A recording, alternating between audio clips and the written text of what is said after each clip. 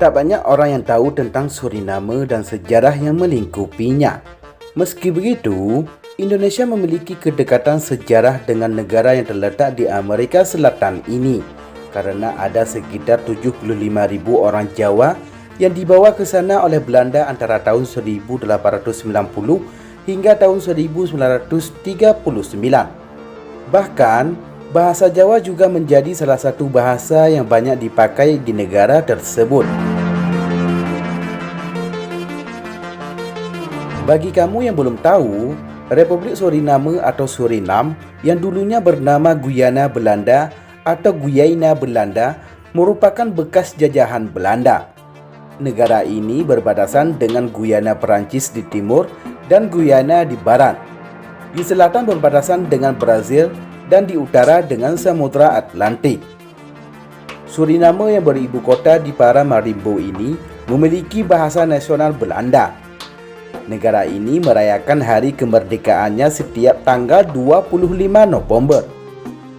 Berdasarkan data Worldometer, total penduduk Suriname per tanggal 16 September tahun 2020 mencapai 587.727 jiwa.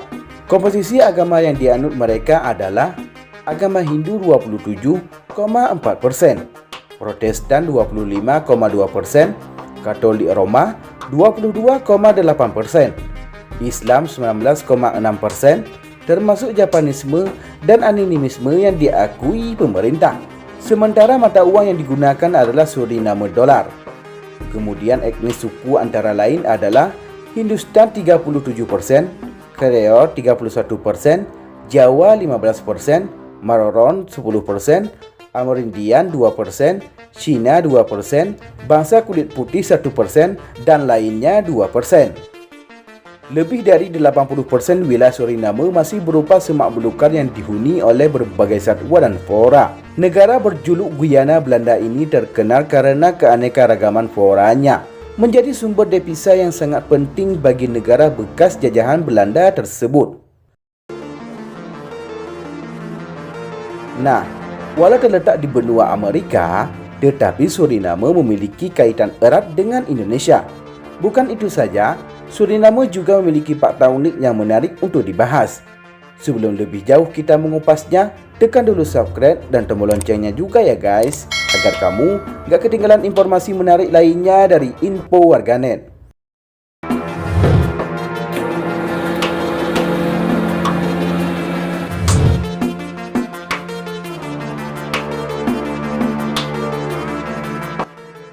Penduduk pertama Suriname awalnya adalah orang Indian Suriname. Kemudian pada abad ke-16, mereka digantikan oleh orang Indian Amerika Selatan.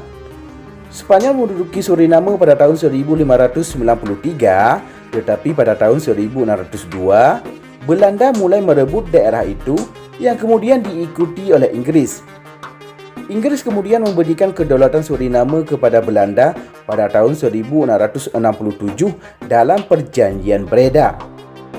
Penjajah memperkerjakan budak Afrika sebagai tenaga kerja untuk perkebunan kopi dan tebu.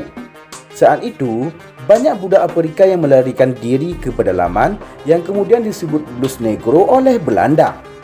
Setelah tahun 1870, Belanda mengimpor buruh dari timur India yang berasal dari British India dan Jawa yang berasal dari Hindia Belanda.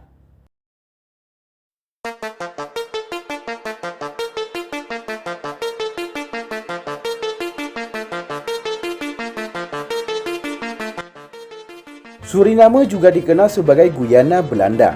Koloni ini diintegrasikan ke dalam kerajaan Belanda pada tahun 1948.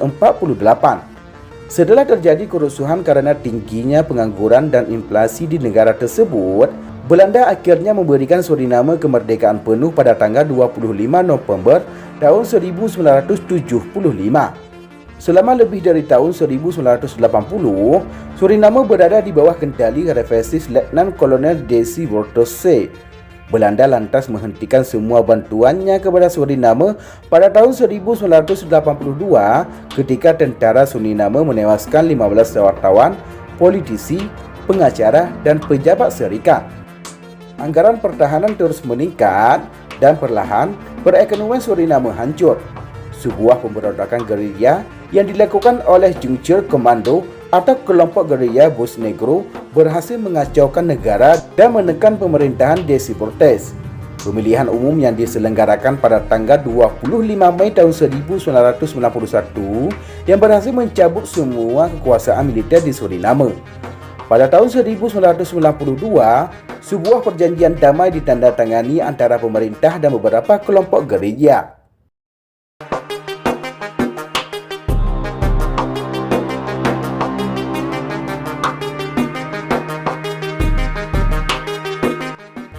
Orang Jawa yang didatangkan ke Suriname sebagai kuli kontrak oleh Belanda memunculkan istilah bahasa Jawa Suriname.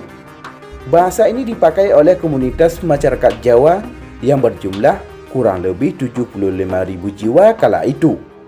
Orang Jawa yang dibawa ke Suriname umumnya adalah para petani dan buruh kasar yang tuna aksara atau tidak bisa membaca.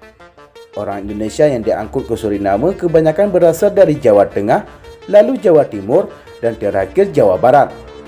Kala itu mayoritas kuli kontrak yang dibawa Belanda berasal dari Kepresidenan Dedu atau Kabupaten Magelang dan sekitarnya.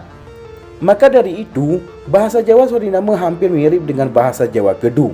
Namun ada beberapa istilah Melayu yang juga digunakan dalam bahasa Jawa Suriname.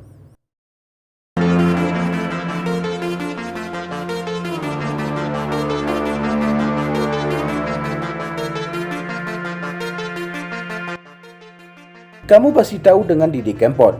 Penyanyi satu ini sangat terkenal di Suriname. Mungkin karena sudah banyak orang keturunan Jawa di Suriname, sehingga selera musiknya tidak jauh dari unsur Jawa. Menurut Suwarto Mustaja, politikus asal Suriname, masyarakat Suriname sangat menyukai lagu-lagu Didi Kempot. Selain itu, ada bukti lain kalau Suriname memang begitu dekat dengan Indonesia, khususnya suku Jawa. Adalah minuman jamu buatan orang-orang Wonosobo yang berhasil terjual cukup laris di negara Amerika Selatan itu. Jamu yang dibuat oleh kelompok wanita tani itu ternyata begitu diminati, bahkan pernah juga diundang pemerintah Suriname untuk diikutkan dalam sebuah acara.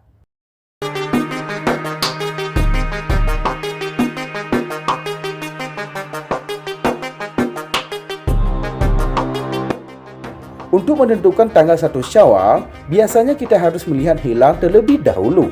Tapi ada hal unik untuk menentukan Hari Raya Idul Fitri di Suriname. Masyarakat Suriname menentukan Hari Raya Idul Fitri menggunakan perhitungan primbon. Seperti yang kita tahu, primbon merupakan peninggalan nenek moyang dari Jawa.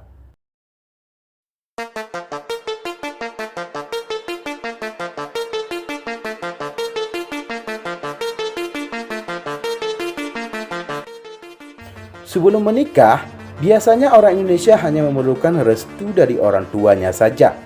Tetapi restu saja tidak cukup bagi orang Suriname.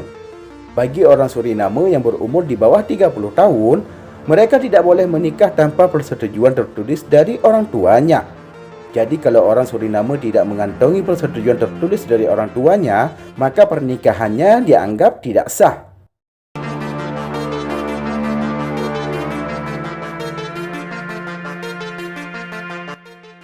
Itulah fakta unik mengenai negara Suriname. Nah, apa tanggapan kamu? Tulis komentar kamu di bawah ya guys. Demikianlah cuplikan video info warganet. Semoga bermanfaat dan dapat menambah wawasan untuk kita semua. Terima kasih telah menonton dan tunggu video kami selanjutnya.